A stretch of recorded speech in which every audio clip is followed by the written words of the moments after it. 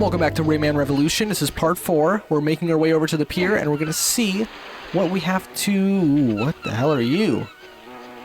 What is that? Is that supposed to be a toucan, like a bird? That thing is horrifying. Look at it. Jesus, that FOV as well. Anyway, let's go ahead and see what we have to do over here. We have to talk to the mosquito dude. And I'll take you to the Lost Island. Oh wait, he literally wants me to... I forgot, yeah, you have to actually jump on top. It's not just like a scripted moment. You actually have to jump on top of it, then it triggers the animation.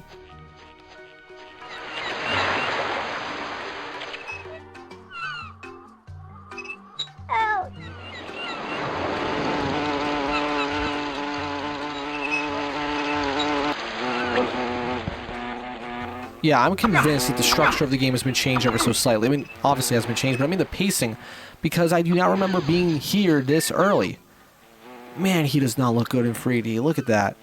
That combination of, like, maybe if I played a game with the original resolution, but I'm not about to make you guys look at that. I mean, yes, I've got plenty of playthroughs where I play the games at an unscaled resolution, either for stylistic reasons, or just because, I don't know, I felt like it would make more sense that way. But with this game and its super weird European cartoony art style, I really don't think there's any reason for me not to scale it, right? If it's a realistic game, the illusion breaks apart really easily when you increase the resolution. But here, I mean, look at how fucking nice. Look at this. This still looks good. I mean, okay. Yeah, that still looks pretty damn good. Let's go ahead and grab that loom. Good thing I checked it out. Can I even reach it? Oh, wait a second. Do you want me to... No, I can still make it. Are you fucking kidding me? There's no collision on those. I'm going to have to maybe jump all the way... Like, I'm going to have to climb up here, right? And, of course, I can't fucking move the camera. That's so stupid. Why would you put them there? Because how am I supposed to get them? Without being able to really see them. Like this. Okay, got one of them. And now I'm blind. There. That was not great. Maybe that was added later with the Revolution version. Or maybe they were always there and I never bothered to check. See, that's a bit of a problem. You really got to have extensive knowledge here between of the different versions. I really should check out those videos that... Okay, so I was watching some old Frame Raider archives, right? And when I say archives, I mean real archives. Not like his archives channel, which has like 5 videos that are actually like deleted. No, what I mean is uploads on the Internet Archive, right? Of people who have preserved his deleted videos and not even he has. And he did this video on... Well, it's partially still up on his channel, but only a small section of it. The entirety of his Mario free GBA video, right? In it, he showed 2 other people's videos where it's like an hour and 2 hours, respectively, of basically an analysis between the differences between the GBA and Super Nintendo version, and also the Super Nintendo version versus the NES version. And I want to watch them. I'm not going to watch the whole thing, obviously, but I definitely want to skim through them because I am curious. Like, of course, yeah, the graphics are different, but no, what they mean is, like, layout changes and changes to the actual game design. I'm really curious about that kind of stuff, you know? You think I could make one for this game after playing through both consecutive? No. I don't know if I could. I don't want to do it. I really commend the patience of people who make those kind of videos. I personally probably would never have the patience to do something like that. I mean, I don't even know how the fuck I have the patience to do Let's Plays, to be honest, because those also, I mean, I'm just realizing, right, that I'm going to have to play through this entire game. Now, granted, I'm going to be playing through it a lot faster than I would be on my own time. I don't play games for very long sessions, typically, right? In fact, to an extent, this Let's Play series is me kind of, like, pushing what I really feel comfortable doing, but it's not the end of the world, especially for a really, really easy game like this. For the most part, the only difficult part is figuring out what to do, and... it's not even that hard to figure out what to do, really. The game does a decent enough job communicating its ideas and making itself clear. Which is more than I could say about some other games that I've played on this channel. Or just games in general. Which is why you might not have even seen that game. Like, I might have just decided, no, I'm never doing a video on it. This cannon, I believe, doesn't... I don't think it's interactable. I think you interact with it maybe later. I think it's, like, scripted. Also, this guy dies in one hit for some reason. I think it's supposed to indicate you startling him, which I always thought was a nice touch. But I'm not sure if that logic applies to other pirates, or maybe you just do double damage and you just happen to have too much health for you to take him out in one hit. Now, this section right here kind of reminds me. Later on, we're going to get a bullet hell. I'm not even kidding. You're not going to see it until like part fucking 10 or something. And come to think of it, how long do you think the series is going to be? Because this game is quite lengthy. Again, I will be playing through it faster than normal, but still, it's like I'm thinking, wow, this is quite the game. I've never beaten it. Hey, at least I chose this and not Rayman 1, because Rayman 1 is just suicide. It's a beautiful game, it definitely is, but some of its design just kind of feels like, well, I don't know, it's not, it's not fair? Okay, I guess it is fair for the most part. Like, usually when a game is made, it's like it's fair, well, unless it's like a rage game, but generally, oh, okay, we gotta let this guy talk. Magic sphere. To grab it, stand in front of it. You can throw it into the air by pressing the cross button. And you can throw it in front of you by pressing the square button. Put the spheres onto bases of the same color, and the temple doors will open. If you lose one, go back where you left. I'm sure you'll find it there again. Okay, sorry for cutting you off, but honestly, it's not really worth listening to. Well, what was I saying? That, every game is, like, fair in the designer's mind, I imagine. I wouldn't be surprised if, like, when I eventually design some levels and it's like, if someone else were to play them, they would go, well, this is bullshit. How do you expect me to use the air dash right here? Because, yes, I implemented an air dash, of course I did, and a run button, which unfortunately I had to compromise and make the running animation just a double speed of the walking animation because, well, I know there is a way to make it so that the character's animation being played is tied to a particular quality rather than a value, because what I did was I just made a fucking variable. I just gave up and just went, okay, variable, if his speed is this much, because I set the speed to an exact number when he runs, then he's running. If he's running, play the animation. Unfortunately, that happens for every single frame. And yes, I tried changing the functions. So what ended up happening is, basically the character thinks that they are, for every single frame, they need to reset the animation. That's what happens. So essentially you only get one frame of running, which isn't ideal. So unless I was making a character with a jetpack or something, that would have worked. Or maybe, if I made a fucking Shadow the Hedgehog fan game, oh hell yeah, that would work, because, you know, he'd just be skating. But that wouldn't work otherwise. And the thing is, I left it that way for the jump and the dash, but I mean, the dash is like 1 millisecond anyway. You know, it's a very short dash, so might as well. And the jump, well, it's just one frame of jumping animation. That's probably what I was going to do either way. I'm not making one of those hyper super well animated fucking way forward or whatever type games where it's like, you know, it actually looks hand-drawn, Cuphead style. No, I'm not going to do that. Although I do want to go through different art styles. I definitely want to have a game with like pre-rendered visuals. I don't know why, I just kind of want to. I want to do a game with some more minimalist, clean, modern visuals. The one I'm currently doing is kind of like Super Nintendo-ish, at least from a technical standpoint with the resolution and stuff. And I'm also going to go with like a industrial sort of art style. Or at least that's the idea, like the backgrounds. I want to make them so I've made like these pipes and stuff. And dude, parallax is just the coolest thing in the world because it makes a 2D game feel 3D. You know? Like, that's the best thing the Super Nintendo... I think actually the Genesis can do parallax as well. But still, it's one of the greatest innovations of... What the fuck just happened to his face? That's one of the greatest innovations of 2D game design.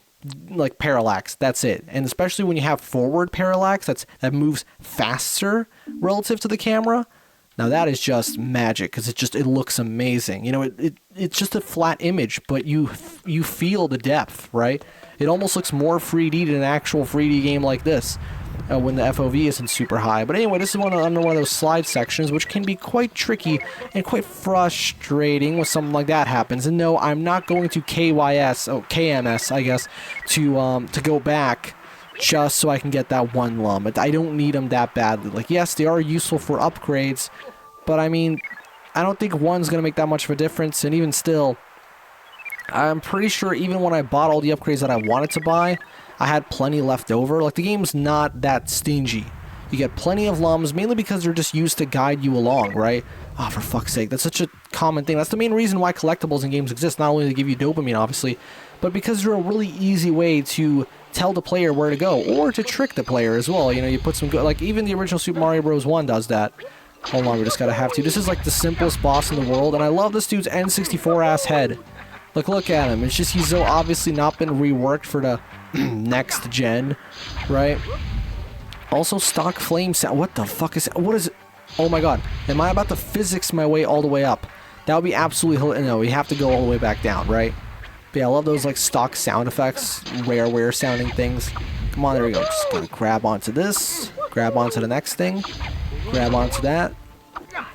Such a difficult boss fight. I can't actually believe that I got hit by him. That's the joke. It's like he's so easy, and yet is he gonna...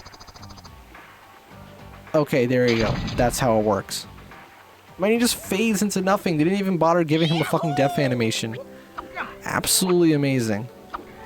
And you know what? I don't mind. I really would rather have a slightly pathetic boss than a boss that's just impossible. And look how there's not even a skybox. That's amazing. They didn't even give the level of skybox. They just made like a sort of a sphere, not a sphere, but a cylinder. And it's just a texture mapped to the cylinder.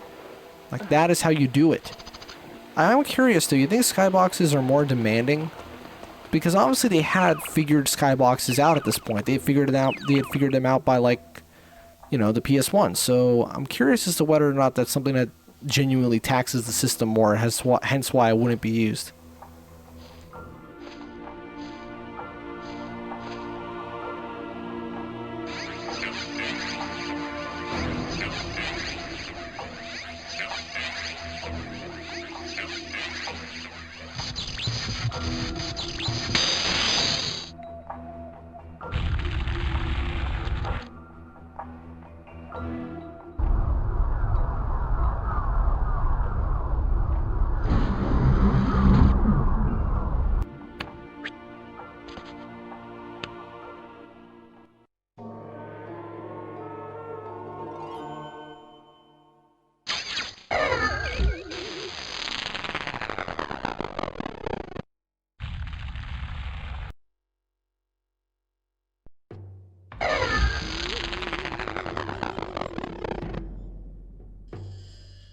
Welcome. I am Polycus, the spirit of the world. I see that you have found the first of my 4 masks. For now, I am far away and can only speak in dreams. But if you bring me the last 3 masks, I will awaken and help you to fight the pirates.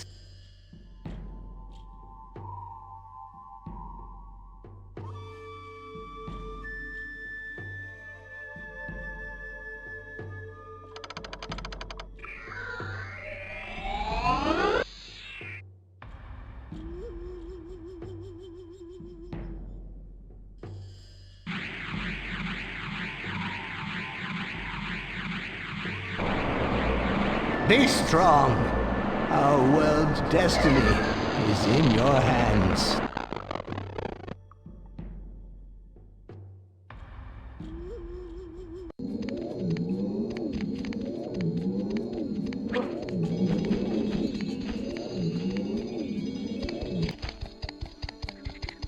The pirates have built huge doors to stop you from advancing.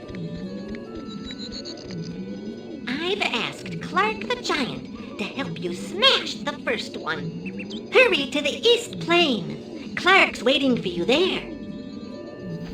You know, I love how these characters always know exactly where the main hero has to go. Although, you could make the argument like, oh, well, then why don't they just do whatever you have to do instead? But, well, here's the thing. Because they're not heroes like I am. Oh, no, it's simple because, like, genuinely don't have the ability. So it's like, it's kind of like how you can know what you have to do, but you don't have the means to achieve that thing. I just realized something. When the game goes into the menus, it renders at a 1-to-1 resolution. It's rendering at 1536 by 1536. But when I leave the menu, it should... No, it's still like that. It's rendering at a constant 1-to-1. That's really weird. Even though the aspect ratio is obviously not 1-to-1. The teensies asked me to help you find Globox's house. I'll show you a passage. Follow me.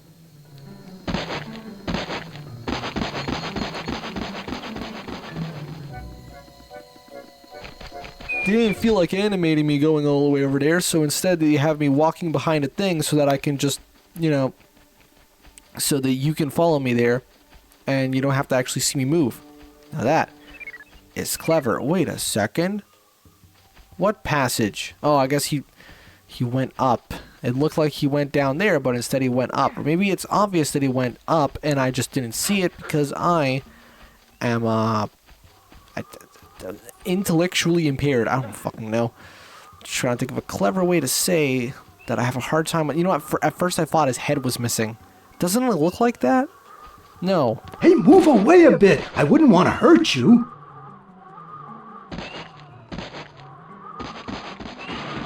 Hey, Clark, wait for me!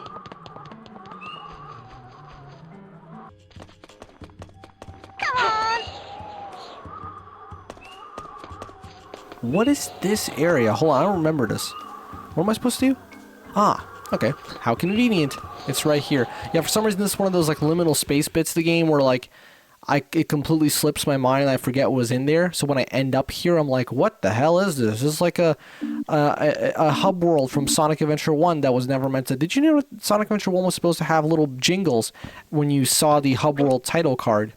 Pretty sure you already knew that. It's a very general piece of gaming trivia, but still. It's interesting how like gaming is like, it used to be such a niche thing where like you were considered Hey, be careful! This place is guarded by a walking shell.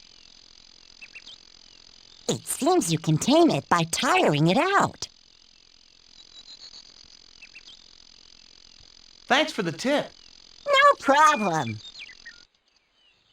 Yeah, where like it used to be a part of nerd culture or something. It's like, what, you know that obscure thing? Whereas now it's like, oh, did you know that Mario 2 was supposed to be Doki Doki Panic? Did you know that the Crash was Sonic's ass game? Haha. Anyway, I think it's gonna play a cutscene now. Yes, I knew it. Bravo! You've succeeded in taming the missile. Press the square button to accelerate and the cross button to jump off the missile. Warning! You cannot jump off the missile if you accelerate.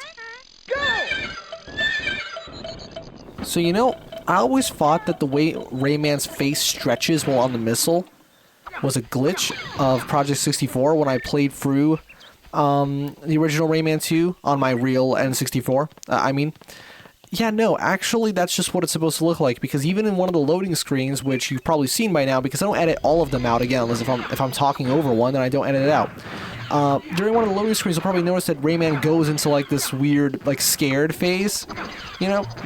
And yeah, the bottom bit of his jaw is just stretched all weird. It looks like a glitch. It doesn't look right. But it's genuinely how they modeled it. And oh no, don't tell me I'm missing something. I get the feeling there was something a little more to that area and I just sort of skipped it. We're almost done with the episode. We're just going to see what else we can do in this area. We have...